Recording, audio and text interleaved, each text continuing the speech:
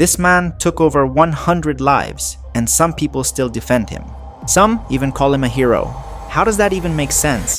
Pedro Rodrigues Filho was born in 1954 in Brazil, and his life was violent before he even took his first breath. His father, a brutally abusive man, kicked his pregnant mother in the stomach and fractured Pedro's skull inside the womb. He grew up watching his father terrorize the family, and by the time he was a teenager, something inside him was already broken. At 14 years old, Pedro took his first life. The deputy mayor of his town had fired his father from his job as a school security guard, accusing him of stealing food. Pedro believed his father was innocent, so he walked up to the deputy mayor in front of City Hall and ended him.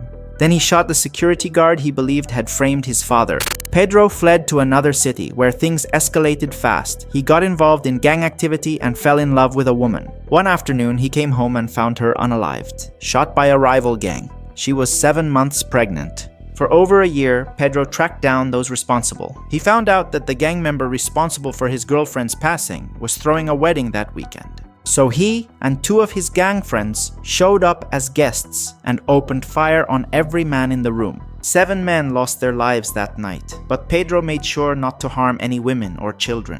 By his late teens, Pedro had built a reputation. He saw himself as a kind of vigilante targeting criminals, but his methods were ruthless and unchecked. He claimed dozens of victims during this time. Whether justified or not, the line between revenge and serial killing was completely gone. He was arrested in 1973 at 18, but prison didn't stop him. If anything, it gave him more targets. Inside, he kept going. He targeted some of the most horrible criminals in the prison. Some reports even claimed he received letters from people on the outside begging him to go after specific inmates. He never took money for it. He said he evaluated each case himself and decided who deserved it.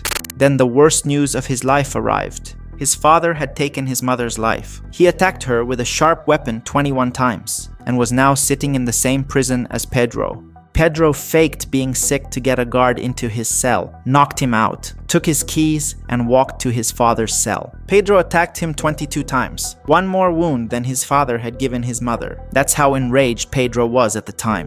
Now the numbers. Brazilian authorities confirmed 71 murders, but Pedro always claimed the real count was over 100. The exact truth will never be known. But one thing is certain, no other vigilante in recorded history comes close to those numbers. This was not a man who snapped once. This was decades of deliberate action, and some people celebrated him for it. His crimes added up to a sentence of over 400 years. On paper, he was never supposed to see freedom again. But Brazilian law said 30 years was the maximum anyone could serve, and they kept him an extra 4 years for what he did inside. In 2007, after more than 3 decades in prison, Pedro walked free. It shocked many, given his past. In 2011, he was arrested again, this time for old charges tied to his first prison sentence and an illegal weapon found at his home. He served 7 years and was released in 2018.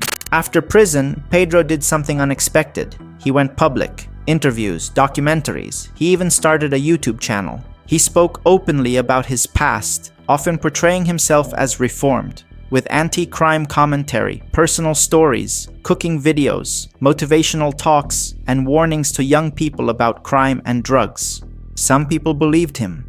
Others didn't buy it for a second. On the morning of March 5th, 2023, Pedro was outside his sister's house when a car stopped at the curb. Several men in hoods got out and opened fire at close range. Pedro went down, a professional hit. To this day, nobody has been arrested. Nobody knows who ordered it or why. The man who spent his entire life deciding who deserved to die was killed the exact same way he killed others. And this is exactly why people cannot agree on Pedro Rodrigues Filho. Some see a vigilante, a man who watched the system fail everyone around him and decided to handle it himself. A man who targeted the most horrible criminals, while the courts looked the other way. To those people, he was doing what needed to be done. But others see a man with no authority and no limits. Someone who decided entirely on his own who deserved to live and who deserved to die. And once you give one person that kind of power, where does it stop? So what do you think? Was Pedro a killer using justice as an excuse,